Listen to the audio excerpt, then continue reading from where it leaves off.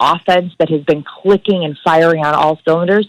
It's the speed of the middle linebackers for Tampa Bay. So I think, that we talked yesterday to Matt Bowen, who has a great article on ESPN.com breaking down the offensive and defensive matchups of this team. And he had some great ideas about how Green Bay could neutralize that speed. And it's going to come down to the run game, guys. I think you think of a game with Aaron Rodgers in it and you think, okay, he's going to be slinging the ball downfield, finding guys on the ease.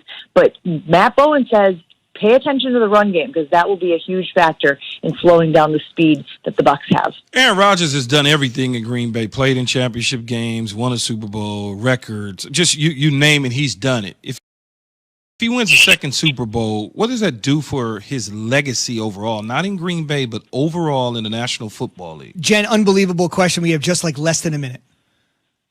Guys, I don't think it changes Aaron Rodgers' legacy. I think when you talk about him, and look, a lot of people believe that he's going to be the MVP of the league this year. I think that it's solidified no matter what. It only elevates him into the top elite echelon of quarterbacks. I can tell you locally, though, guys, if you're one of those people who pays attention to the Aaron Rodgers or Brett Favre race, that next Super Bowl win puts him ahead of Brett Favre.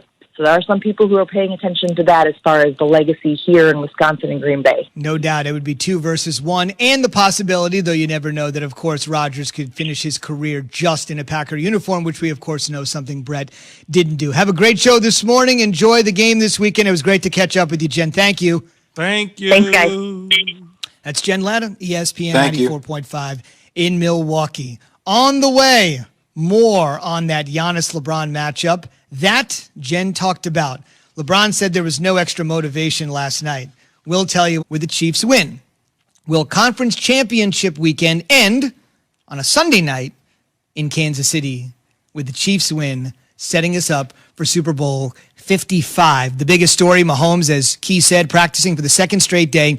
He was a limited participant, but let me just mention why that is, even though he looks okay. If you are in the concussion protocol for any reason, you can only be listed as a limited participant. If you're in the protocol, no matter how good you look out there, they can't put you as anything over a limited participant. Adam Schefter, last night on SportsCenter, on the outlook for Mahomes to play on Sunday for a trip to the Super Bowl.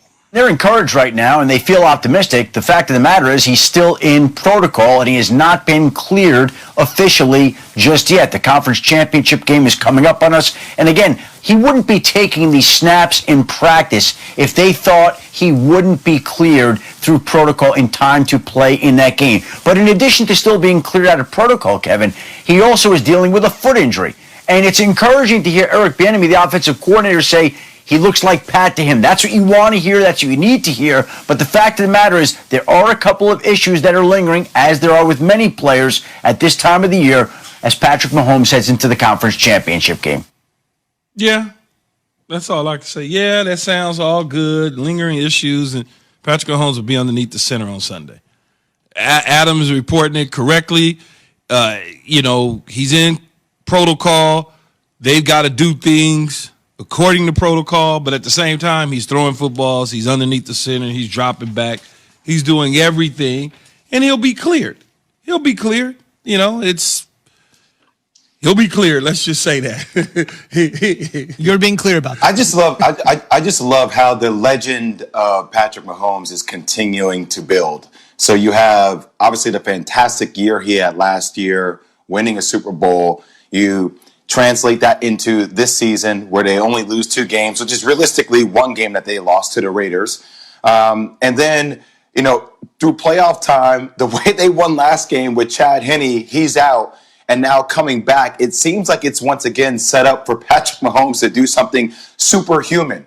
Going against a healthy Josh Allen, a Bills defense that is getting better. We saw how much better they got last game against the Ravens. And if he performs at a high level after coming off a concussion, even if it's a slight concussion with the toe injury, just let the legend continue to build, Keyshawn, for one of the greatest players we have ever seen in the history of the sport. There's no question about it. It's leading into the Super Bowl. The conversation is going to be about the AFC Championship game and the divisional game that he was hurt. He came back. That'll be the storyline. How are you feeling on I'm assuming they'll have the press day still to some degree from a distance. Yes. And those questions will come up. How do you feel now? Any symptoms? All that. And like you say, Jay, the legend will continue to grow for Patrick Mahomes as it should. He's done a tremendous job since taking over for Alex Smith. That's why he's a $500 million quarterback. And one thing I would mention, continuing to build their legend. A couple of years ago, Andy Reid was known as the guy that couldn't manage the clock. Like 2 or 3 years ago. That honestly was his reputation, even though he's done a great job. What are you doing, Andy? Right? That's the TV, right? That's why we gave you that card. Just look at the card. If you're up 8 with 4 minutes to go, you do this. If you're down 16 with 7 minutes to go, you do that. Why would you call that play on 4th down, Andy? But that has obviously flipped since he won the Super Bowl last year with, as Jay mentioned, the superhuman performance from Patrick Mahomes. Andy Reid is getting ready to coach in his 8th conference championship game. That's a gigantic number, and a number that is essentially not being talked about because all the oxygen in the air is being talked about with Patrick Mahomes. Key, what is on the line? Because we've got the list of guys that are ahead of him in terms of coaching in conference championship games. Andy is going to be, as I mentioned, coaching his 8th on Sunday, which will tie the legendary late great Don Shula. The late great Tom Landry coached a dozen. The hat in Dallas. Bill Belichick, of course, to the surprise of no one, leads at 13. But at number 8, to be in the top 5 all-time in the history of the NFL, Belichick, Landry, Shula, Reid, Madden. What a group that is that he's going to join. Well, he just goes in the Hall of Fame. It just cements that. That's all. And he becomes one of the greatest coaches to ever wear a headset. Big Red is tremendous as a head coach. When you think about it, Belichick is in the Hall of Fame, even though he's still coaching. Tom Landry, Don Shula, John Madden, Chuck Noll, all Hall of Famers, right? I mean, they're in. And he is behind a couple of them, and he's probably going to surpass Don Shula because Shula's sitting at 8. Andy Reid is tied for 8 as of Sunday, and then he'll move ahead because he's got several more years with Patrick Mahomes. No doubt. So eventually he'll jump over Tom Landry. So as you look at it, it's a great situation to be in for him. He wins that game, goes on to the Super Bowl, wins the Super Bowl, and whether or not he wins the Super Bowl, he's still getting there. He'll go down as one of the greatest coaches ever. But then just think about the quarterbacks that he's had, right? Think about them. Patrick Mahomes and Donovan McNabb have been the best two by far. By far. Then you start throwing in all the little ancillary pieces, and the third guy might have been maybe Michael Vick for a smidget of a second, then Alex Smith, and then after that, just guys that had 1 or 2 years underneath him that had their best careers underneath him. And Jay, real quick, just before you jump in, I think it's just, it steps back now and everything looks so clear-eyed 2020.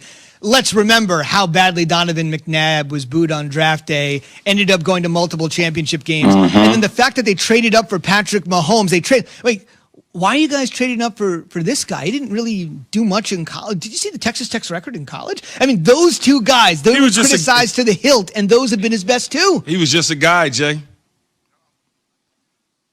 No, I'm with you. I think he's a transformative coach. If he wins the Super Bowl, I think that puts him in that next notch right below Bill Belichick. And I would say this, he's transformative because he turned both the Eagles franchise and the Chiefs franchise into winners. And I don't know about you guys, but I started thinking last night, like what defines a great coach? And I started thinking about, how about overall victories? I mean, he's 5th in overall victories. How about playoff victories?